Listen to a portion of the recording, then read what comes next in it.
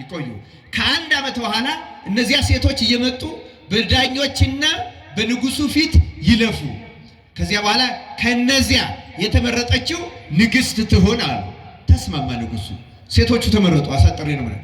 በዚህ ጊዜ ተማርከው ከመጡት እስራኤል ተማርከው መጥተዋል ብያቸዋለሁ። ፋርስ ነው ያሉት። ተማርከው ከመጡት ሴቶች እናትና አባቷ ሞተውባት አጎቷ መርዶክዮስ የሚባል ያሳደጋት አንዲት አይሁዳዊት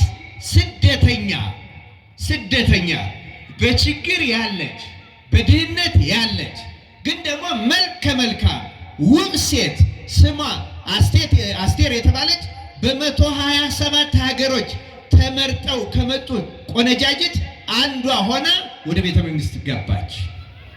አጎቷ አሳዳጊዋ ልክ በአይሁለዳት በስጋ ዝምድና አጎቷ ይሁን እንጂ አባቷ እሱም ሚስት የለውም፣ ትዳር የለውም፣ ልጆችም ሌላ ማንም የለው። ልጁ እሷ ናት እና መኩራታል። መርዶክዮስ በጣም ጠቢብና አዋቂ ሰው ነው። ማንነቷን ለማንም ቶሎ እንዳትናገር ነግሯታል። አስቴር ገባች። ገና ስትገባ እነዚያ 7 ጃንደረቦች በንጉሱ ስልጣን ዙሪያ ያሉ የሚላላኩት ወደ መሳፍንቱም ወደ መኳንንቱም ወደ ተፈለገው መልእክት የሚያደርሱት ከሌሎቹ መልእክት ወደ ንጉሱ የሚያመጡት ንጉሱ የፈቀደውን የሚያስገቡት የሚያስወጡት ይህን የሚያደርጉ እነዚህ 7 ጃንደረቦች ውስጥ አንዱ ገና ሲቀበላት አስቴርን በውበቷ ተደነቀ። በፊቱ ሞገስ አገኘ ይችላል። እግዚአብሔር ለሁላችን ሞገስ ይሆናል። ሞገስ አገኘች አስቴር። ነገባች። የተባለው ጊዜ ተፈጸመ። ከዚያ በኋላ ንጉሱ ወደ እየቀረቡ እንደውም ማታ እየቀረቡ አድረው ይወጣሉ ይላል መጽሐፍ አስቴር ስታነቡት። አንዳንዶቹን ስማቸውን ካልጠራ እንደ ዕቁባት እንኳን እንዳይቀመጡ ይደረጋሉ። አንዳንዶቹን ስማቸውን የማይጠራቸው። ንግስት አስቴር ተራ ሆኖ ስትገባ ግን ንጉሱ ዳኞቹም ሌሎቹም በውበቷ እጅግ ተደነቁ።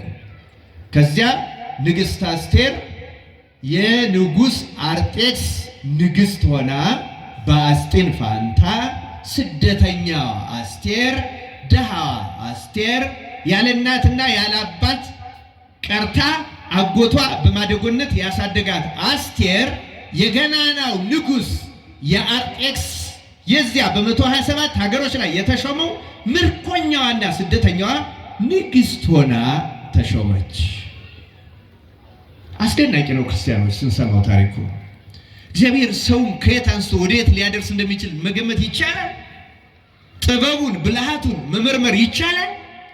እግዚአብሔር በአይምሯችን እንዲህ ያለውን ጥበብ ያሳደረብን። ለክርስቲያኖች ምንም አይነት ህይወት ውስጥ ልትኖሩ ትችላላችሁ። አስቴርን የምትመስሉ ከሆነ እግዚአብሔር ለእናንተ ቦታ አለው። ሴቶቹ በተለይ አንስገብገብ፣ ክርስቲያኖች አንስገብገብ።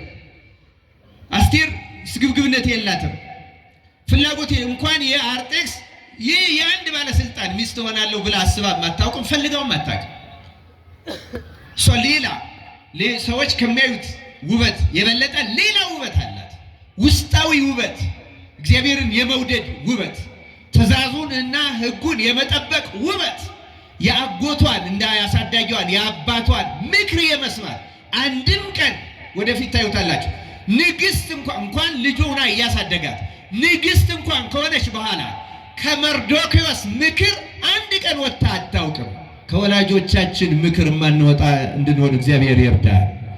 ከበጎቹ ሰዎች ከጠቢባኑ ከነፍስ አባቶቻችን ፈቃድ ከቤተ ክርስቲያን ፈቃድ ከእናታችን ከአባታችን የሙት ልጆች አድርጌ አልተዋችሁም ብሎ ማደጎ አድርጎ ከተቀበለን ከአባታችን ከክርስቶስ ፈቃድ የማንወጣ ያደርጋል። ክርስቲያኖች አስቴር እንደዚህ ሆነች። ከዚያ አጎቷ አሳዳጊዋ ደግሞ በቤተ መንግስቱ ግቢ አጥር ላይ ከሚጠብቁት አንዱ ሆኖ እንዲመደብ ተደረገ።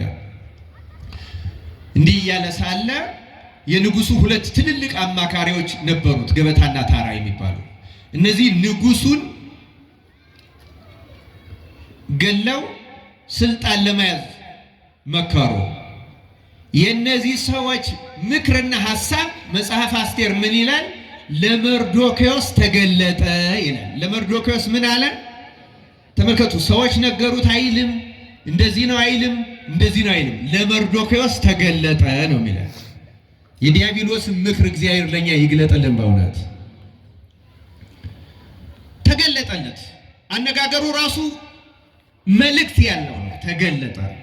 ከዚያ ንጉሱ አደጋ የሚደርስበት ከሆነ እህቱ ንግስቲቱ አደጋ ይደርስባታል፣ ልጁ አይደለም እንዴ? ስለዚህ ለሷ በጃንደረቦቹ በኩል ላከና ለንጉሱ እንዲነገረው ተደረገ። ንጉሱ አርጤክስ ነገሩን ሲመረምር መርዶክዮስ ያቀበለው ነገር እውነት ሆኖ ተገኘ። እውነት ሆኖ በተገኘ ጊዜ እነዚህ ሰዎች ተያዙና ተሰቅለው ተገደሉ። ከተገደሉ በኋላ በእነርሱ ፋንታ አጋጋዊው ሃማ ብቸኛ አማካሪ ሆኖ ተሾመ። ይሄ ታሪክም በንጉሱ ዜና መዋዕል ላይ ተጻፈ ይላል። ይሄ ተጽፎ መኖር ቀጠለ እና ሃማ በጣም ታላቅ ገናን ባለስልጣን ከንጉሱ ቀጥሎ ሆነ እና ሲገባና ሲወጣ በመግቢያው በር ላይ ያሉ ጠባቂዎች ሁሉ እንዲሰግዱለት ከንጉሱ ትእዛዝ ተሰጥቶለታል እና መግቢያው በር ላይ ያሉ በሙሉ ለሃማ ይሰግዱለታል። ሲወጣም ይሰግዱለታል፣ ሲገባም ይሰግዱለታል። ሁሉም ሲሰግዱ ግን የአስቴር አሳዳጊ አጎት ወይም አባት መርዶክዮስ ግን አይሰግድለትም። ለምንድን ነው የማይሰግድለት? ትውልዱ አይሁዳዊ ስለሆነ በዚያ ጊዜ ከእግዚአብሔር በቀር ለማንም ስለማይሰግዱ፣ አሕዛብ ደግሞ ስግደታቸው ያክብሮት አይደለም። አሕዛብ አማልክቶቻቸው ነገስታቶቻቸው ጭምር ናቸው፣ መኳንንቶቻቸው ናቸው። ስለዚህ የሚሰግዱት ለአምልኮ ስግደት ነው። መርዶክዮስ ደግሞ የእግዚአብሔር ሕግ ይጠብቃል። ከእግዚአብሔር በቀር ለማንም ስለማይሰግድ አይሰግድም። እነዚያ ጠባቂዎች የመርዶክዮስ ጓደኞች እነሱ እየሰገዱ መርዶክዮስ አለመስገዱ ሁልጊዜ ያስገርማቸዋል። ለምንድን ነው የማትሰግድ ይሉታል። አይነግራቸውም፣ ግን አይሰግድም። እስኪ ቆይ ለሃማ እንንገረውና ባለመስገዱ ምን እንደሚደረግ እናያለን፣ ምን እንደሚያመጣ ሲጠየቅ እናያለን። ሃማ አስተውሎት አያውቁም። ሁሉም ስለሚሰግዱ መርዶክዮስም የሰገደ ነው የሚመስለው። መርዶክዮስ ግን አይናወጥም፣ ከመቀመጫው አይነሳም፣ የተለየ ምንም ነገር አያደርግም። በልቡ የሚሰግደው ለእግዚአብሔር ብቻ ነበረ። አሁን እነዚያ ጠባቂዎች ሃማ እንዲሰማ አደረጉ። ሃማ ሲሰማ ሲገባም ሲያይ ሌሎቹ ሲሰግዱ እሱ አይሰግድም። ሲወጣም ሲያይ ሌሎቹ ሲሰግዱ እሱ አይሰግድም። ከዚያ በኋላ እንዲህ ይላል መጽሐፍ ቅዱስ መጽሐፍ አስቴር ስታነቡ፣ ሃማ ሊቀጣው አሰበና ብቻውን ይቀጣው ዘንድ በፊቱ ተናቀ ይላል። አንድ ይህን ጠባቂ በቀጣ ምን ያመጣል? ከዚያ ይልቅ አለና አይሁዳዊ እንደሆነ ስለሚያውቅ ጠቅላላ አይሁዳውያንን አጠፋለሁ፣ ስለ አንድ ሰው ጥፋት ጠቅላላ አይሁዳውያንን አጠፋለሁ ብሎ በልቡ ወሰነ ይላል። አንዳንዶቻችን እንደዚህ ነን ታውቃላችሁ። የሃማ ልብ ያለ ከአንድ ሰው ጋር ስንጣላ ከዚያ ሰው ብሔር ጋር በሙሉ የሚጣላ ሰው አለ። አሁን በእኛ ሀገራችን በሙሉ መጽሐፍ ቅዱስ ላይ ያልተቀመጠ ምንም ታሪክ የለም። እግዚአብሔር ለሁላችን ማስተዋሉን ያደለ። ስለዚህ ንጉሱ ቀረበና እንዲህ አለው፣ ንጉሥ ሆይ በመንግስት በግዛት ሁሉ የተበተነ አንድ ክፉ ሕዝብ አለ። ሕጋቸው ስርዓታቸው ሁሉ የተለየ ነው። ለአንተም የተሟላ ክብር አይሰጡም፣ ክፎች ናቸው። እነሱን አጥፋ። ሲጠፉ ደግሞ በተለያየ ቀን አይደለም። እንግዲህ በ127 ሀገሮች የተበተነው አይሁድ በሙሉ በአንድ ቀን አንድ ጊዜ እንዲጠፉ እዘዝ። ለዚህ ማስፈጸሚያ የሚሆን 10,000 ወቄት ብር እኔ ለቤተ መንግስቱ እመዝናለሁ አለ። ንጉሱ አርጤክስም በፋርስና በሜዶን በማይመለሰው ማህተም እንዲረግጠው የእጁን ቀለበት ሰጠው። ወሩ በእነሱ የዓመቱ የመጀመሪያው ወር ሀዳር የሚባል ወር ነበረ። በዚያ ትእዛዝ አወጣ። ምን አይነት ትእዛዝ ወጣ? በ127 ሀገሮች በሙሉ የተበተኑ አይሁድ በአንድ ቀን እንዲገደሉ፣ የሚገደሉበት ቀን ከዓመት በኋላ በዚሁ በሀዳር ወር በ13ኛው ቀን። በስንተኛው ቀን አልኳችሁ? በ13ኛው ቀን አንድ ጊዜ በየአካባቢው ላሉት መኳንንት ተላከላቸው። መሳፍንቱ እዚህ ናቸው። ለመኳንንቱ ለገዢዎቹ ተላከላቸው። በአካባቢያቸው ያሉ እስከዚያ ድረስ እነዚህን አይሁድ እየለዩ እያጠኑ ይቆያሉ። ልክ በዚያ ቀን በየአካባቢው ያለውን አይሁድ እየያዙ አንድ ጊዜ እንዲገሉ ትእዛዝ ወጣ። ብዙ ስደተኞች ግን ያሉት እዚያ ፋርስ በተለይም ሱሳ ግንብ ዙሪያ ነበሩ። ከተማዋ ታወከች። ብዙ አይሁድ ስለነበሩ አለቀሱ። ሁሉም ይላል መጽሐፍ ቅዱስ አመድ ነሰነሱ፣ ማቅ ለበሱ። መርዶክዮስ የአስቴር አጎትም ማቅ ለበሰ፣ አመድም ነስንሶ ቁጭ አለ፣ አዘነ። ምን ሆኖ ነው አጎትሽ እንዲህ ለብሷል ሲሏት አስቴርም ሁሉ አትሰማም። ቤተ መንግስት ያለች ንግስት ነች። ምን ሆኖ ነው ብላ ላከችበት፣ ነገሩን ላከባት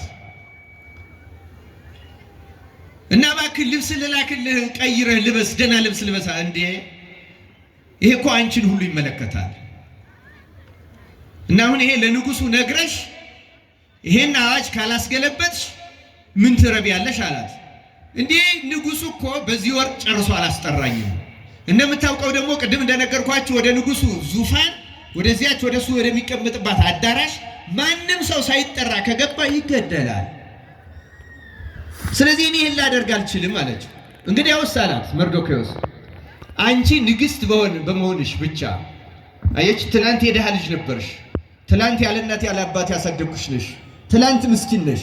ዛሬ ንግስት ነኝ ብለሽ የንጉስ ሚስት ነኝ ብለሽ ቤተ መንግስት ነው ምኖር ብለሽ ምቾትሽን ገረድ ደንገጠሩን አይተሽ የጃንደረቦቹን የፈጣኖቹን ተላላኪዎት አይተሽ እኔን አይመለከተኝም አይደርስብኝም ብለሽ ቸል ብትይ እግዚአብሔር ያንቺንና የአባትሽን ቤት ያጠፋል። ለአይሁድም መዳን ከሌላ ስፍራ ይደረግላቸዋል። ስለዚህ ይሄን ምናልባትስ አንቺን ወደዚህ ያመጣሽ ለዚህ ጊዜ እንደሆነ በምን ታውቂያለሽ ብሎ ላከባት። ይህን ሲልክባት አስቴር መልሳ ላጎቷ እንዲህ ብላ ላከች። እነዚያ ጃንደረቦች በነገራችን ላይ እስራኤላውያን ናቸው። ማን ናቸው አልኳችሁ? አስገራሚ አይሁድ ናቸው እነሱ ራሱ። ትንቢተ ኢሳይያስ ምዕራፍ 39 ቁጥር 7ን ተመልከቱት። ከምርኮኞቹ ነው ጃንደረቦችን እንደዛ ያደረገው። ምክንያቱም ታማኞች ናቸው፣ ሌላ ፍላጎት የላቸው። ታሪኩ ያንን ይናገራል። ስለዚህ እነሱ በታማኝነት መልእክት ያመላልሳሉ እና ይህን ሲነግሯት እሷም ምን አለች? እንግዲያውስ በሱሳ ግንብ ላሉት ለአይሁድ ወገኖቻችን ንገር፣ ለ3 ቀን ወንዱም ሴቱም ትንሹም ትልቁም ይጹም፣ በቀንም በሌሊትም ማንም አይብላ፣ ሁሉም ወደ እግዚአብሔር ያመልክት አለች። ወደ ማን ያመልክት? ወደ እግዚአብሔር ያመልክት። 3 ቀን እንደዚህ ያደረገ። ከዚያ በኋላ እገባለሁ አለች። የ3 ቀን ጾም ካለቀ በኋላ በታሪክ ቅድም እንደነገርኳችሁ ለመጀመሪያ ጊዜ ሳትጠራ አስቴር ንጉሱ ወደሚቀበጥበት ወደዚያ ወደ አስፈሪው የዙፋን ቦታ አመራች። ማንም ዝር ብሎ ወደማያውቅበት እጅግ አስፈሪ እና አስቴር ብቅ ስትል ገና ንጉሱ በጣም በግርማ አያት እና ተፍገመገመች ልትወድቅ። ምክንያቱም አስፈሪ ህይወትም ናት ደግሞ። ከዚያ ንጉሱ ያችን የወርቅ ዘንግ ብድግ አደረገ። ያላት ታላቅ የምስራች ነበረ ለአስቴር። ያችን የወርቅ ዘንግ ሲያነሳላት ንጉሶ ሺህ ዓመት ንገስ አለች። ምንድን ነው የምትፈልጊው ንግስት አስቴር ሆይ? የምትፈልጊውን ጠይቂ፣ ተናገሪ፣ የፈለግሽው ይደረግልሻል፣ የመንግስቴ እኩሌታ ቢሆን ይሰጥሻል አላት። ንጉሥ ሆይ ፈቃድስ ከሆነ ዛሬ ወደ እኔ መጥተህ ከወዳጅ ከሃማ ጋራ በእኔ ቤተ መንግስት ምሳ እንድትጋብዝልኝ እለምንሃለሁ፣ ጥያቄንም የዛ ጊዜ አቀርባለሁ አለች። ደስ አላቸው። ከዚያ ሃማ ይሄን ሲሰማ ለደስታ ወሰን አጣ። አንደኛ ንጉሱ የእጁን ቀለበት አድርጎለታል ከዚህ በፊት። በዚያች ምድር 127 ሀገር ላይ በተዘረጋ ንግስና ውስጥ ከንጉሱ ቀጥሎ እንደ ሃማ ያለ ስልጣን ያለው አልነበረም። አሁን ደግሞ ንግስቲቱ ለመጀመሪያ ጊዜ ከንጉሱ ጋራ ማንም ተጋብዞ በማያውቅበት ሁኔታ ልክ ከንጉስ ጋር ይጋበዝ ዘንድ ሲጠራ በጣም ደስ አለ። ተገኘ፣ ተጋበዙ፣ ደስ አላቸው። ንጉሡ አርጤክስ ንግሥት አስቴር ሆይ አሁን የምትፈልጊውን ጠይቂ፣ እስከ መንግስቴ እኩሌታ እንኳን ይፈቀድልሽ፣ የፈለግሽው ይደረግልሻል። ንጉሥ ሆይ 1000 ዓመት ንገስ፣ ፈቃድ ከሆነ ነገ በዚሁ ሰዓት ከወዳጅህ ከሃማ ጋር እንደገና ለሁለተኛ ጊዜ መተህ ምሳ በላልኝ ብላ ንግሥቲቱ አቀረበች። እሺ ያለ ንጉሡ ጥያቄዋን ተቀበለ። ሃማ ለሁለተኛ ጊዜ ሲጋበዝ ደስ አለ። በጣም ከንጉሡ ጋር ተጋብዞ ከንግሥቲቱ ቤት ሲወጣ ደስታ ወሰን አልነበረም። በር ላይ ሲደርስ ግን መርዶክዮስ ሳይሰግድለት ሲቀር ደስታው በሙሉ በረዶ ተቸለሰበት። ተበሳጨ። ቤቱ ሄደ፣ ለሚስቱና ለቤተሰቦቹ ነገረ። ንጉሡ ያደረገለትን የክብሩን ገናንነት ታላቅነት የሚከለከለው ነገር እንደሌለ ግን ያ ክፉ መርዶክዮስ ዛሬም ሲወጣ አበሳጨኛ። ከዚያ ቤተሰቦቹ ምክር መከሩት። ምን አሉት? ታዲያ ንጉሡ አንተ የጠየቅከው በ127 ሀገሮች የተበተኑ በሙሉ እንኳን በአንድ ቀን ይለቁ የሚለውን አዋጅ ስታስወጣ ምንም አልከለከለም። ለምን ትደክማለህ? ሚስቱ ምን አለችው? የሃማ ሚስት 50 ክንድ ያለው ግንድ ነገጧት ለሁለተኛው ግብዣ ሲሄድ ነገጧት ከግብዣው በፊት አለችው 50 ክንድ ርዝመንት ያለው ግንድ አስይዘህ ሂድና ንጉሡን ጠይቅ፣ አይከለክልህም። እሱን አሰቅለህ ጠላትህን ገለህ ወደ መጨረሻው ደስታ ወደ ግብዣው ግባ አሉት። ተመልከቱ፣ ሁለተኛ ለመጋበዝ ዓመት ሞልቶ አይሁድ እስኪገደሉ ድረስ ተመልከቱ። የዛ ጊዜ እኮ እሱንም ሊያስገድለው ግን ያን ቀን አልጠብቅ ብሎ ቸኩሎ እንደገና መርዶክዮስን ሊያሰቅለው ግንድ አሸክሞ በጧት ሄደ።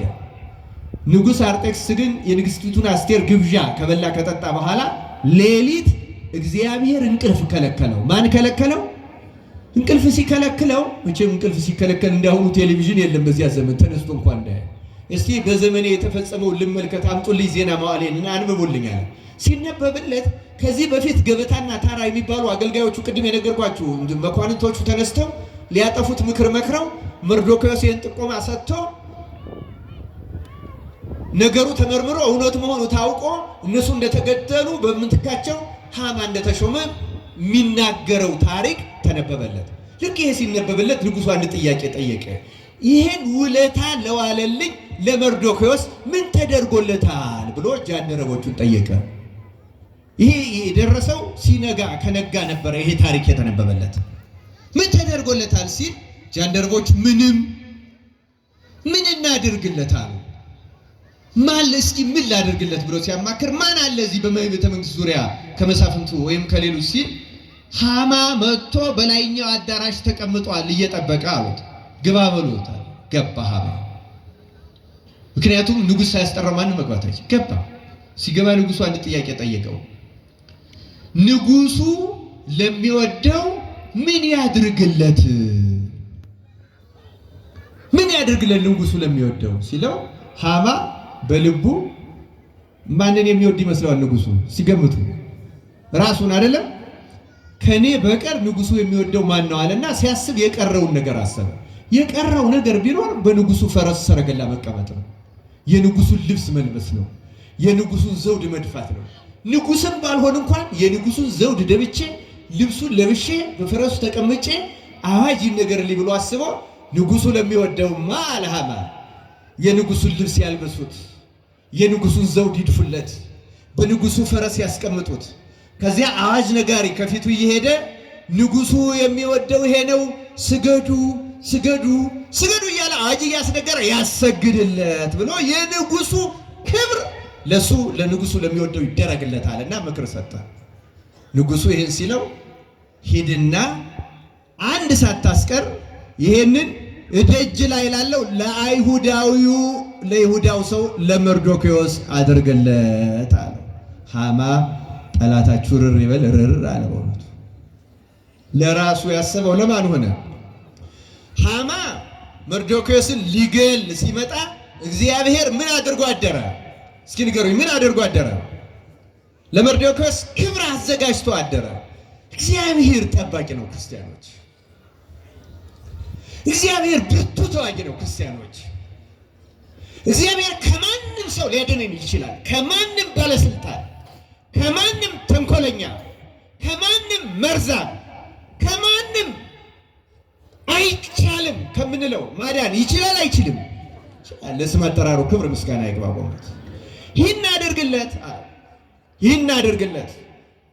ሃማ ወጥቶ መርዶክዮስን የንጉሱን ልብስ አልብሶ የንጉሱን ዘውድ ደፍቶ በንጉሱ ሰረገላ ላይ አስቀምጦ ከፊት ሆኖ ባሪያ ሆኖ ተላላኪ ሆኖ ንጉሱ የሚወደው ይሄ ነው ስገዱ እያለ ለራሱ የተገመኛትን ክብርና ስግደት ለመርዶክዮስ ራሱ ጨምሮ ለእኔ ሳይሰግድልኝ ብሎ ያን ሁሉ የተመኘው ሰው ጭራሽ ራሱ ሰጋጅ ሆኖ ጨረሰው።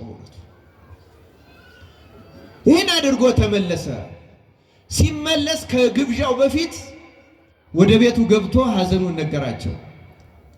ለሚስቱና ለልጆቹ ሲነግራቸው አይ አለው፣ የአይሁዳዊማ ከሆነ አሉት እነሱ እሱ የአማሌቅ ሰው ነው አጋጋው ይላል።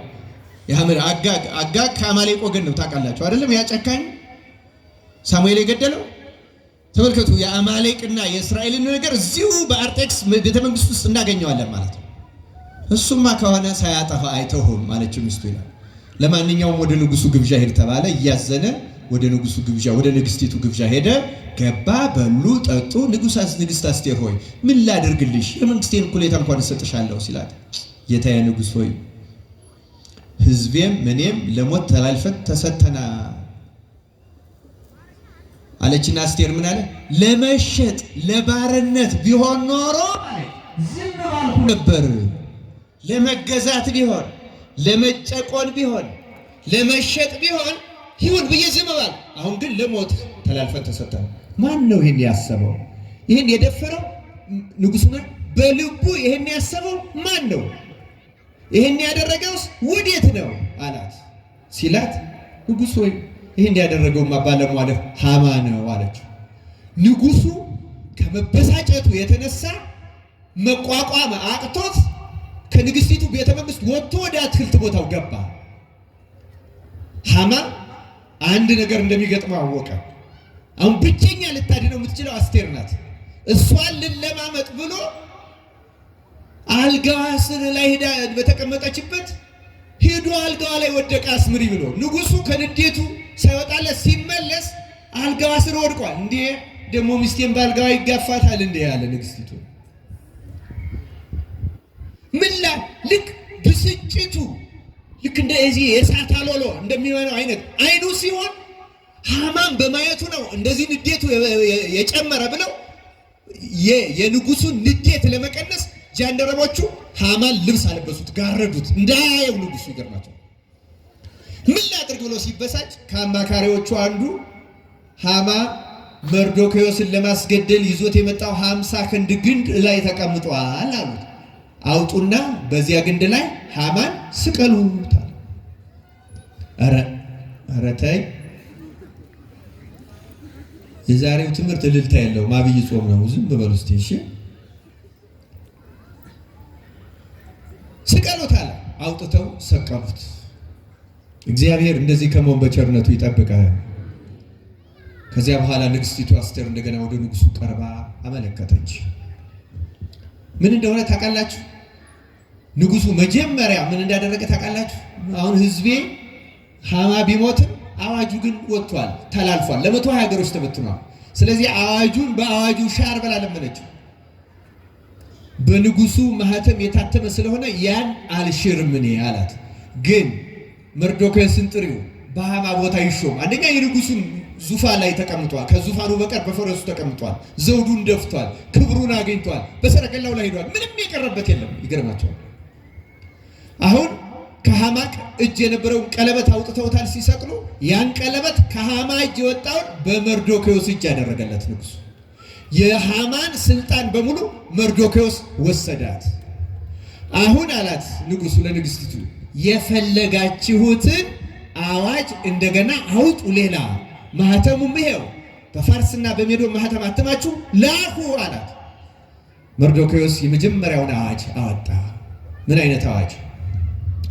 በ127 ሀገሮች በሙሉ የተበተኑትን አይሁድ ማንም እንዳይነካ፣ ይልቁንም በሃዳር ወር በ13ኛው ቀን አይሁድ ይገደሉ ነው የሚል ነበር አይደል ትእዛዝ የወጣው።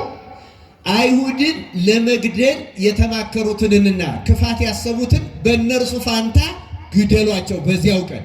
አይሁድን ሊገሉበት ባሰቡበት ቀንና ዕለት እነዚያን የአይሁድ ጠላቶች ግደሉ የሚል አዋጅ ወጣ።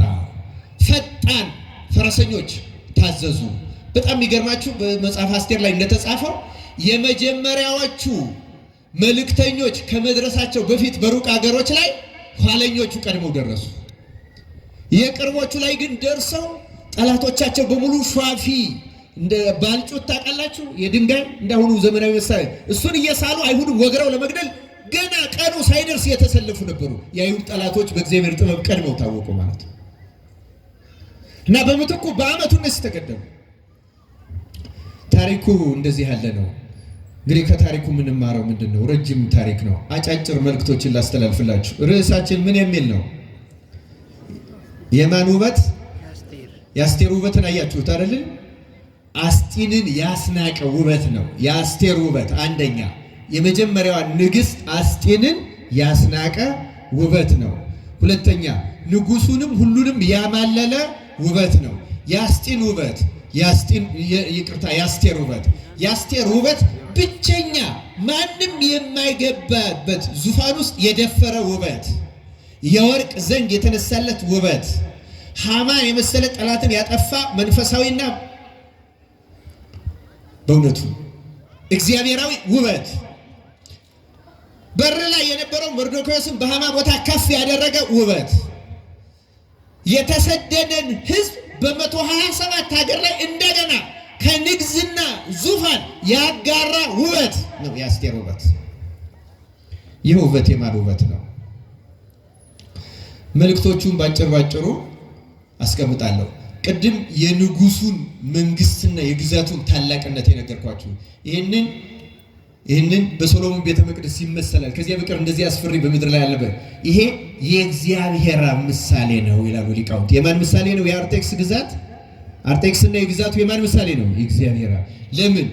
ወደ እግዚአብሔር አብ ዙፋን ማንም አይቀርብም እሱ ካቀረበው በቀር። ምሳሌ ነው ክርስቲያኖች። አሁን ኢትዮጵያ ለምን እንደተገዛች ይገባቸዋል። አርጤክስ የማን ምሳሌ ነው ብያቸዋለሁ? የእግዚአብሔር አብ ምሳሌ። ኢትዮጵያ ብቸኛ በተገዥነት የተነሳችበት ታሪክ የታሪኩ ባለቤት የእግዚአብሔር አብ ምሳሌ ስለሆነ፣ በእርግጥም ኢትዮጵያ ከእግዚአብሔር ግዛት ውጭ ሆና አታውቅም። ታውቃላችሁ? የዛሬውን ታሪክ የሚነግረን ይሄ ነው። ኢትዮጵያ የእግዚአብሔር ሀገር ግዛት ነበረች፣ ዛሬም ነች፣ አንክደውም። በእርግጥ እኛ ግን የእግዚአብሔር ልጆች አንመስልም። በእውነቱ ዛሬ ኢትዮጵያውያን አንመስልም። ክርስቲያኖች ተመልከቱ። እና የአርጤክስ በጣም ይገርማል። ስታዩት ይመስላል። አንደኛ ከስሩ ያሉ ጃንደረቦች ናቸው። ጃንደረቦች የማን ምሳሌዎች ናቸው ብያቸዋለሁ ቅድም? የመላእክት ምሳሌዎች ናቸው ብያቸዋለሁ አይደለም? ከነሱ በቀር የሚወጣ እግዚአብሔር መንግስቱ በኪሩቤልና በሱራፌል የተከበበ ነው። እግዚአብሔር በውስን ቦታ ያለ አይደለም። ክብሩ ነው፣ ግርማው ነው፣ መገለጫው ነው እንጂ እግዚአብሔርማ በባህሪው ምሉ ነው። አሐዚያ ዓለም በእራሁ ኩሉ እህዙ ውስተ እዴሁ የተባለ በሰማይ በምድር በአየር በእመቅ የመላ እመቅ የምንለው ብረቱ፣ ድንጋዩ፣ እንጨቱ፣ ምኑ የሚታየው የማይታይ በዚህ ሁሉ እግዚአብሔር በባህሪው ስፉ ምሉ ነው። እግዚአብሔር ግን ክብሩ ይገለጣል፣ ይታያል። እና በዙሪያው ያሉ ጃንደረቦች ናቸው። ንጹሐን መላእክት ብቻ መንግስቱን ይጠብቋታል። ከመንግስቱ የሚወጡ ወደ መንግስቱ የሚገቡ ብቸኛዎቹ እነሱ ናቸው ክርስቲያኖች። እንግዲህ አስቴር ማን ናት የሚለውን እናያለን። እሱ የፈቀደላቸው ግን ይገባሉ። እነ ቅዱስ ጳውሎስ ወደ ሶስተኛው ሰማይ ገባን እንዳሉት፣ እነ ተክለ ሃይማኖት ከሱራፌል ጋር እንዳጠኑት፣ እነ አባ ጊዮርጊስ ሌሎቹም ብዙ ቅዱሳን እግዚአብሔር የፈቀደላቸው። ቅዱስ ኤፍሬም የውዳሴ ማርያም ደራሲ ያዕቆብ በሎዛ ያያትን መሰላል ሲተረጉም እነዚህ መላእክት ብቻዎች አይደሉም ይላል። እነዚህ ሊቃውንትና ቅዱሳን ናቸው። መውጣታቸው ይላል ልክ መሰላሉን ያመጣና ሁለቱ የመሰላሉ ቋሚዎች ብሉይና ሐዲስ ናቸው። ርብራቦቹ ምግባራት ሰናያት ተጋድሎዎች ናቸው። በእነዚህ ወደ ላይ ይወጣሉ፣ ምስጢራትንም ይዘው ይወርዳሉ፣ ሕዝብንና መሬትንም ይመግባሉ። ቅዱሳን ይወጣሉ ወደ እግዚአብሔር ዙፋን የተፈቀደላቸው፣ በመንፈሳዊነታቸው የተፈቀደላቸው።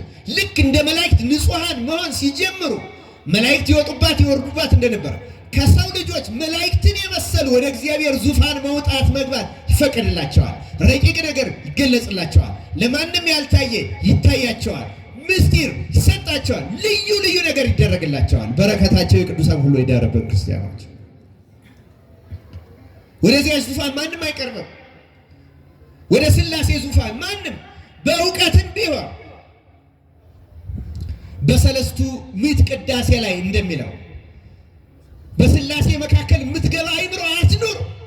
በአብና በወልድ አሁን አንዳንድ ድፍረቶች እንደሚያደርጉት አሁን ቱርክ የሚባለው ሀገር የጥንቱ ቤዛንታይን የመጥፋቱ ምክንያት በታሪክ ተጽፎ ካነበብኳቸው መጽሐፍት አንዱ ላይ እንደ መግቢያ ላይ የተጻፈው ይገርማቸዋል። ከመጥፋታቸው በፊት ይሄ መናፍቃን በስተው ብዙ ናሪዎስ ከእስክንድርያ ተነስተው እዛ ሄደው ነቆስጥ በተለይ ንስጥሮስ የቁስጥንጥርያ መንበር ፓትርያርክ ነበረ። ግን በዚያ ግዛት ብዙ መናፍቃን ነበሩ። ከመናፍቃኑ ብዛት የተነሳ ምዕመናንም ከመናፍቃን ጥያቄ እየወሰዱ የመናፍቃንን ጥያቄ ይጠያየቁ ነበር። እና እንዲህ ይላል ገበያ ሲሄድ ራሱ ገበሬው አብና ወልድ ስልጣናቸው እንዴት ነው እያሉ ይጠያየቁ ነበር ይላል። ይሄ በሥላሴ ዙፋን መግባት ነው። በዚህ ምክንያት ለመከራ አሳልፎ ሰጣቸው። ያ ታላቁ የቆስጠንጢኖስ ዙፋን የተዘረጋበት ያ የቤዛንታይን ግዛት ዮሐንስ አፈወርቅ ያስተማረበት ጎርጎርዮስ ዘእንዚናዙ አርዮሳውያን ከወረሷት በኋላ እንደገና ያነሳት ቁስጥንጥንያ የ12ቱ ሐዋርያት የሰማዕታት ሕዝብ የተሰበሰበባት ኤፌሶን ዮሐንስ ወንጌላዊ እመቤታችን ይዞ የተቀመጠባት ከምንቀድሳቸው 14 ቅዳሴያት 8ቱ የመጡባት ያቺ ቤዛንታይን ወደ ሥላሴ ዙፋን ደፍረው በሚነጋገሩ ሰዎች ምክንያት ጠፋች። ከዚህች ነገር እግዚአብሔር የጠበቀ ወደዚህ ዙፋን አይቀረብም። ክርስቲያኖች ተጠንቅቆ ነው። እሱ ሲፈቅድ ብቻ ነው። የተፈቀደላቸው ሊቃውንት ብቻ ተናግረዋል። ዮሐንስ ወንጌላዊ ቃል ነበረ፣ መጀመሪያ ቃል ነበረ፣ ቃልም እግዚአብሔር ነበር፣ ቃልም በእግዚአብሔር ዘንድ የተፈቀደለት። ጎርጎርዮስ ዘእንዚናዙ ሌሎቹ ዮሐንስ አፈወርቅማ ልክ እንደነዚህ ነው። በጥንቃቄ ወደዚህ አልቀርብም ነው። ድንግሊቱ ወደ ጸነሰች ሁኔታ እኔ አልቀርብም፣ ወደዚያ ዙፋን አልቀርብም ይላል። ወደዚያ ዙፋን በምርምር አንቀርብ ክርስቲያኖች። ወደዚያ ዙፋን የገባ ንጉሱ በቀኝ አይን ካላየው በቀር በትህትና ካልቀረበ በቀር ማንም ይገደላል። እንገራችሁ በኑፋቄ ይገለዋል። እግዚአብሔር ከዚህ ሞት ይጠብቀ። አያችሁ ምን ያህል የእግዚአብሔር ምሳሌ እንደሆነ እና ታሪኩን ለማሳጠር ነው። አስቴንን ይመስሏታል። አስቴን በሁለት ነው የምትመሰለው። አስቴን ከንጉሱ ጋር ተጋብታ የንጉሱ ንግስት ሆና ቆይታ የወደቀችው አስቴን ማን ናት ሲሉ አንደኛ ኦሪት ናት ይላል። ኦሪት ናት አስቴን የእግዚአብሔር የመጀመሪያይቱ ሙሽራ፣ የመጀመሪያይቱ ጉባኤ፣ የመጀመሪያይቱ ህብረት ከዓለም ተለይታ እሷ ነበረች። በመላ ዓለም የነገሰው 127 ሀገር ማለት ኦልሞስት የዚያ ጊዜ መላ ዓለም ማለት ነው። በነገራችን ላይ መላ ዓለም ማለት ነው። ከመላ ዓለም ተመርጣ እግዚአብሔርን የምታመልክ ብቸኛ ቤተ መቅደስ ያላት ኦሪት ነበረች። ብሉይ ኪዳን ነበረች፣ እስራኤል ነበረች። ግን ያ ንጉሥ ክርስቶስ ሰው ሆኖ በመጣ ጊዜ ነይ ስትባል በሐዋርያት መካከል ወይን ጠጁ ሲደባለቅ ስጋ ወደሙ ሲዘጋጅ አልመጣም አለች። ኦሪት እምቢ አለች። ማነህ አንተ አለችው። ሩቅ ብእሲን አለችው። አቀለለችው። ተናቀች፣ ወደቀች። በፋንታዋ አስቴር ባዕዷ ለዚህ ሀገር ባዕዷ በኋላም በእውነት ከአሕዛብ የመጣችው ቤተክርስቲያን ትመጣ። አስቴር የቤተክርስቲያን ምሳሌ ናት። አስቴር የአዲስ ኪዳን ምሳሌ ናት። ስለዚህ የአስቴር ውበት ማለት የማን ውበት ነው? ክርስቲያኖች መልሱ። የአስቴር ውበት የማን ውበት ይሆናል? እያት አስቴር በዓለም ከተመረጡት ተወዳዳሪ አልነበራት። ቤተክርስቲያን ተወዳዳሪ ያላት ክርስቲያኖች። አሁን ሌሎች ብዙዎች አሉ የመጡ የታጩ እኮ የተመለመሉ አሁንም አሉ ቤተክርስቲያን ነን የሚሉ አሁንም አሉ እግዚአብሔርን በትክክል የምናመልከው እኛ ነን አይወርድም አይወለድም የሚሉ አሁንም አሉ እግዚአብሔር እንደዚህ ነው በዚህ መንገድ አንዴ ይፈጥረኛል ሁለቴ ያመጣኛል የሚሉ የቡዲስት የሂንዱ የሽንቶይዝም በዚህ በኩል ነው አምላክ የሚሉ እኔ ነኝ ውብ እኔ ነኝ ቆንጆ የሚሉ ማለት አሉ። ስማቸውንም አይጠራው ንጉሱ ይገርማቸዋል። አይጠራትም እሷ ስሟ እና ሂንዱዝ እነዚህ አይጠራቸው። ስማቸውም የተጠሩት ደግሞ በዳር ናቸው። የሚሰማቸው በተፈጥሮ እነሱ አምላክነቱን በትክክል ባያውቁትም እሱ ፈጣሪያቸው ነውና ስለሚያውቃቸው እስላሞች ቢጸልዩ ይሰማቸዋል ከመከራ ድነን ብለው። ሂንዶች ቢጸልዩ ይሰማቸዋል ለድነት አይሆናቸውም እንጂ ለዚህ ዓለም መቅሰፍት ግን ያቀላቸዋል። ዱዓ ቢይዙ ዝናብ ሲርቅ ያመጣላቸዋል። ምክንያቱም ምግብናው ከነሱ እነሱ አያውቁት እንጂ እሱ ያውቃቸዋል። እነሱ እሱን በትክክል አያምልኩት እንጂ እሱ ግን መግቦትን አያቋርጥባቸው። ተኮልኩለው እንደ ቁባት ይኖራሉ። ወደ እነሱ ነገር ንግስቲቱ አንድ ናት። እሷ ቤተክርስቲያን ናት። እሷ ውብ ናት። እሷ ብቻ ናት ወደዚህች ዙፋን መቅረብ የምትችለው። እሷ ብቻ ናት ወደ አርያም ጸሎቷን የምትልከው። ክርስቲያኖች ይቺ ናት የምታስፈርደው። ይቺ ናት ተመልከቱ፣ ሃማን የጣለችው ይቺ ናት።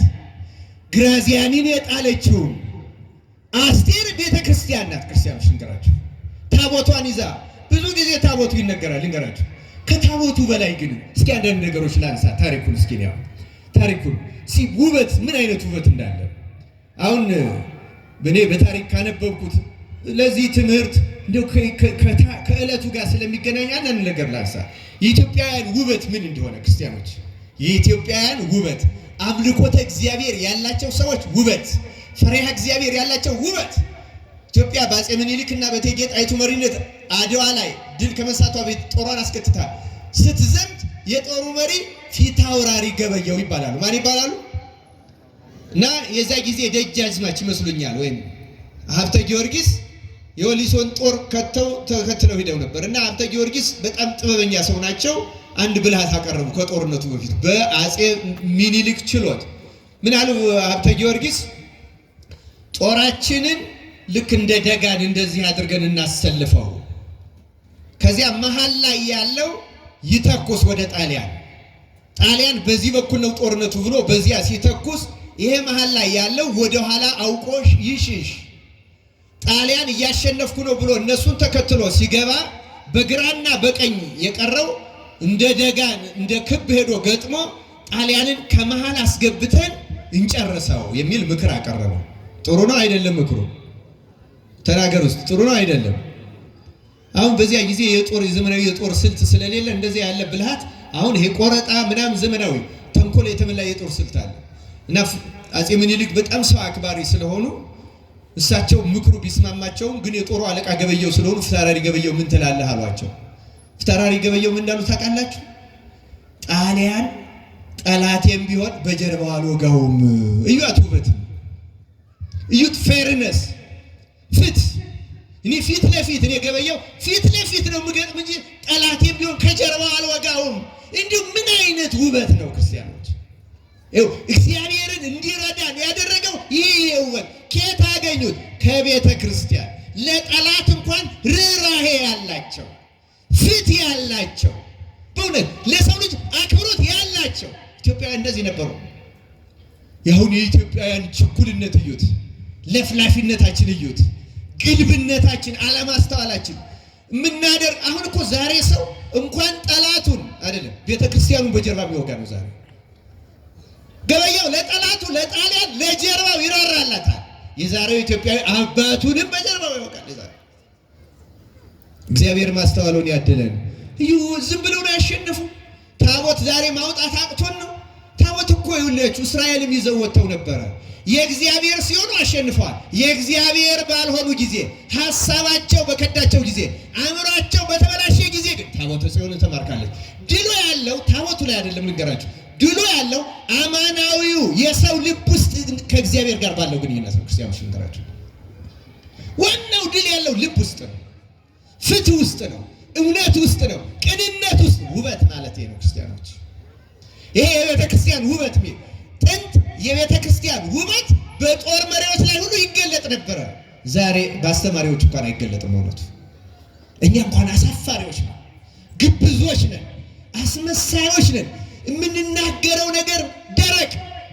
እንኳን የጦር መሪውን ፈሪሃ እግዚአብሔር ሊያስይዘው እኛ ራሱ ጠፍቶብን ከጦር መሪ በላይ አሳባቂዎች፣ ወገንተኞች፣ አድሏዊዎች፣ ተንኮለኞች ሆነን እግዚአብሔር ከዚህ በሽታ ይፈውሳል።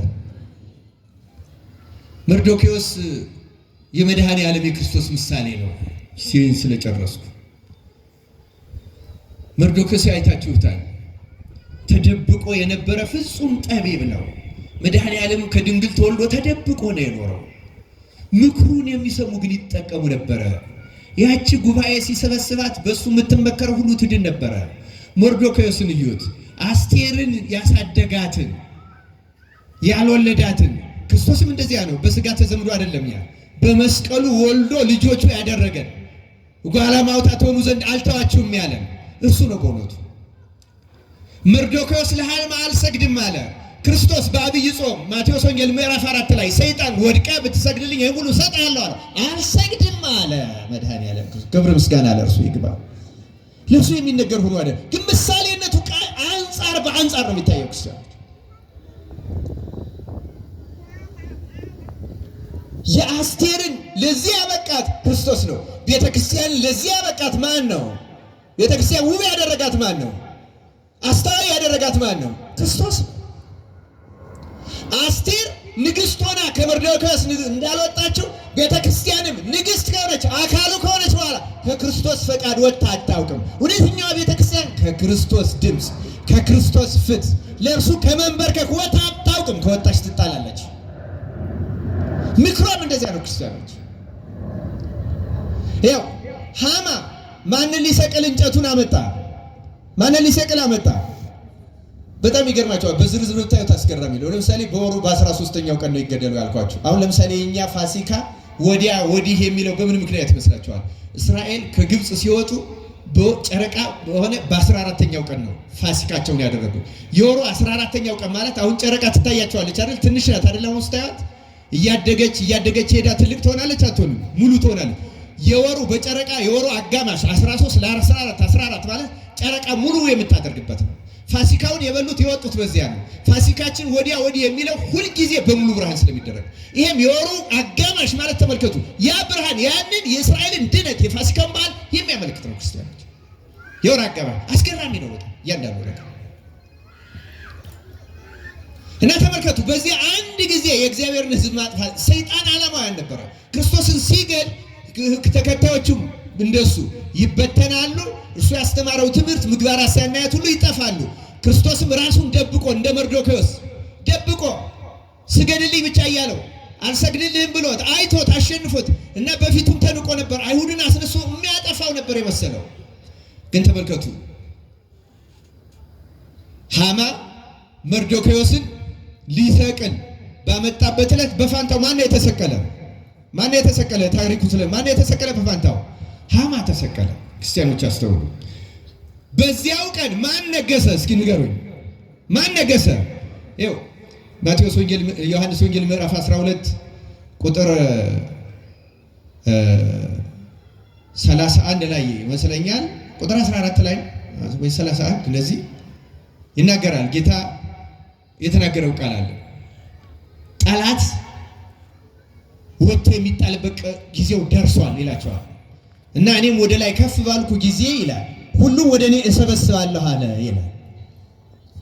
እና ተመልከቱ መርዶክዮስ ባመጣው የሐዋርያት ሥራ ምዕራፍ 5 ላይ እንደተናገሩት እነ ቅዱስ ጴጥሮስ እናንተም ጌታን በእንጨት ላይ ሰቅላችሁ ገደላችሁት እንደተባለ መርዶክዮስን እንጨት ለመስቀል አመጣ። በዚያ ፋንታ ላይ ሃማ ሞተ። መርዶክዮስ ያ ሆኖ በንጉሱ ዙፋን ላይ ተቀመጠ። በዚያ ዕለት በዚያች ዕለት ሃማ ሞተ። በዚያች ዕለት መርዶክዮስ ነገሰ። ክብር ሁሉ ለእሱ ስገዱ የተባለ ተሰገደለት። ያሰገደለትም ራሱ ሃማ ነው። ስቅለት ማለት ተመልከቱ ክርስቲያኖች፣ ክርስቶስን ሊያሰቅል የመጣ ሰይጣን መስቀል ላይ ራሱ የተሰቀለበት ተመልከቱ። ክርስቶስ በሞቱ ሞትን የገደለበት ክርስቶስ ስግው ቃል ያ በተዋህዶ ደግሞ የቃልን ገንዘብ የወረሰው ስጋ ባህሪ አዳም አምላክ ሆኖ ተመልከቱ። ምንም ይሄ አምላክነት የተፈጸመው መጋቢት 29 በጽንስ ቢሆን ክብሩ የተገለጠው ግን ክርስቶስ በተሰቀለ ይልቁንም በኋላ በትንሣኤው ደግሞ የታወጀበት በአይሁድ ዘንድ ደስታ እንደሆነ በቤተ ክርስቲያን በክርስቶስ ትንሣኤ ደስታ ሆነ። አሁን ክርስቲያኖች አንድ ነገር ልንገራችሁ። ያቺ ሃማ ያመጣት እንጨት መስቀል ለመርዶክዮስ ነው የመጣችው፣ ግን የሞተባት ሃማ ነው። ክርስቶስም የተሰቀለባት መስቀል ለአይሁድ ክርስቶስ የሞተባት ይመስላቸው ነበረ፣ ግን የሞተባት ማን ነው? ዲያብሎስ። ማን ነው የሞተባት? ዲያብሎስ። ያው አንዳንድ ሰዎች አንዳንድ የፕሮቴስታንት እምነት ተከታዮች መካከል አንዳንዶች፣ ሁሉም አይደሉም በነገራችን ላይ፣ በተለይ ደግሞ ተሐድሶዎች ምን ይላሉ? እንዴት መስቀል ይከበራል? መስቀል እኮ ክርስቶስ የተገደለበት ነው። ወንድምህ የተገደለበትን ሽጉጥ ታከብራለህ ወይ ይላል። እነዚህ አላዋቂዎች እግዚአብሔር አይምሯቸውን ያበራላቸው፣ ወደ እውቀት ያምጣቸው። መስቀል ላይ የሞተው እንጨቱ ላይ የሞተው ሃማ ነው መርዶክዮስ ነው? ማን ነው የሞተው? መስቀሉን ያመጣው እንጨቱን ያመጣው ሃማ ነው። የሞተው ግን መርዶክዮስ ይኸው መስቀል ማለት ክርስቶስ አይደለም የሞተበት። መስቀል ማለት ዲያብሎስ ሞት የሞተበት፣ ዲያብሎስ የተሸፈነበት። ክርስቶስማ እኔ በስልጣኔ ነፍሴን ላኖራትም ላኖራትም ስልጣን አለኝ እንዳለ በፈቃዱ ሲይዙትም አይሁድ ሆይ ማንን ትፈልጋላችሁ እያለ 3 ጊዜ እንደ ሻሽ ተነጥፈዋል፣ እንደ ቅጠል ረግፈዋል። በኃይል አይደለም የያዙት። መስቀል ክርስቶስ የተገደለበት አይደለም። መስቀል ክርስቶስ ተገደለበት ብሎ ክርስቲያን ነኝ ማለት አይችልም። ወገን ክርስቶስ ያሸነፈበት፣ ሃማ ተገልብጦ የተሰቀለበት፣ ዲያብሎስ የተሸነፈበት፣ ሞት የተገደለበት፣ ቤተ ክርስቲያን ድል የተጎናጸፈችበት፣ ያቺ የብሉይ ኪዳን የአይሁድ ጉባኤ እልል ብላ እንደዘመረች ቤተ ክርስቲያንም በመዳኗ አዳም ከነ ልጆቹ ነፃ የድላችን አርማ ነው መስቀል ክርስቲያን። የተወደዳችሁ የእግዚአብሔር ቤተሰቦች ጊዜ ስለሌለኝ በዚሁ ላጠቃለው። የአስቴር ውበት አስቴር የቤተ ክርስቲያን ምሳሌ ናት። ከአስቴር በቀር የወርቅ ዙፋኑ የሚነሳለት የለም። እመኑኝ፣ ከቤተ ክርስቲያን በቀር እውነተኛው ፍርድ የሚፈረድለት ሌላ ሃይማኖት የለም ከኦርቶዶክሳዊ ተዋሕዶ ቤተ ክርስቲያን ውጭ። ክርስቲያኖች ሌሎች በረቶች በጎች ያሉኝ እንዳለ በተለያየ በረት ሆነው በረቱ ትክክል መስሏቸው ግን እምነታቸው ተዋህዶ የሆነውን እሱ በረቂቅ ጥበቡ ይሰማቸዋል። ያንን አናውቀው። እንኳን ከክርስቲያን ወገን ከሆኑት ከእስላሞቹ ያመጣል። ክርስቶስን የሚከለክለው የለም። እንደ ቆርኔሌዎስ ጸሎትን ሰምቻለሁ ይላል። ማን ይከለክለዋል? የፈለገውን ከጴጥሮስ እንዳገናኘው ያገናኘዋል። ይህ የእግዚአብሔር የማይመረመር ጥበብ ነው። መግቦቱ አይታወቅም። ክርስቲያን ማንም ይህን የሚመረምር የለም። ለዚህ ነው በሰው ላይ መፍረድ የማይገባን። እነገሌ ይኮነናሉ ማለት አንችልም። እንደማን እንደሚኮነን ፍርዱ የሚያውቀው የማን ብቻ ነው? የእግዚአብሔር ብቻ ነው። ግን ያለ አስቴር ወደዚያች ዙፋን የገባነ ያለ ቅድስት ቤተ ክርስቲያን ምህላው የሚገባለት፣ ጸሎቱ የሚገባለት፣ ፍርዱ የሚሰማለት፣ ንጉሱ የሚፈርድለት፣ ሃማን የሚቀጠቅላት፣ ዲያብሎስን ጠላቷን የሚገልላት ያለ ቤተ ክርስቲያን የለም። ዛሬ በእብሪት የመጡት ጣሊያኖችን እንዲወድቁ ያደረገችው ቤተ ክርስቲያን በምህላዋ በጉልበት አይደለም፣ በጦር ብልሃት እንዳልሆነ ነገርኳቸው። ፊታውራሪ ገበየሁ እኮ የጦር ብልሃት ሲመጣ የጦር ብልሃት አልከተልም ነው ያለው። የተከተሉት ፍትሐ እግዚአብሔር ነው። ፍትሐዊ ነው መሆኑ፣ ፊት ለፊት ነው የምገጥመው። እንደዚህ ያለው ልቦና እግዚአብሔር አምላካችን ያደለን። የቤተ ክርስቲያኑን ውበት እግዚአብሔር ለኛ ይግለጽልን። ዛሬ አልታየንም ብዙ ሰዎች። አሁን ዛሬ ቤተ ክርስቲያን የሚመስላቸው አንዳንድ ሰዎች ሰበካ ጉባኤ፣ ቤተ ክህነት፣ አስተዳደር የሚሰሙት የጉቦ የቅሌት የምናምን። በነገራችን ላይ በቤተ ክርስቲያን ውስጥ በቅሌት የሚኖሩ የሚመዘብሩ ሰዎች ይኖራሉ። እነዚያ ግን ምናልባት ቤተ ክርስቲያን ካሏት አገልጋዮች እኔ እንጂ 10% ከሆኑ ስለ 90 እኮ አውርተን አናውቅም። አንገቱን ስለደፋው በምህላ በሱባኤ ዳዊት እየደገመ ከጉንጩ ውዳሴ ማርያም ሳይለይ አርጋኖን ሳይለይ ጸሎት ሳያቆም ስለሚኖረው ቅዱስ ካህን የሚያወራ አይደለም። አልተገለጸልም የቤተ ክርስቲያን ውበት። ክርስቶስ የቤተ ክርስቲያን ውበት ይግለጥልን። ዛሬም በእሷ ምልጃ በእሷ ጸሎት ለመዳን ያብቃን። መርዶክዮስ አንቺ ግቢ እንዳላት እኛም እንደነሱ ጾመን ጸልየን ቤተክርስቲያን እንድትማለድልን እንድታቀርብልን መሆን ያለብን። አምላካችን እግዚአብሔር በእውነት የእስራኤልን ድህነት እንዳደረገ ዛሬም በግፍ ለሚሰዉት መከራ ለሚቀበሉት ለቤተክርስቲያን ሁሉ አስቴር በመሰለች በቤተክርስቲያን በአስቴር በተመሰለች በቤተክርስቲያን ጸሎትና ምህላ ምሕረቱን ይቅርታውን ይላክልን። ይቆየን። ወስብሐት ለእግዚአብሔር።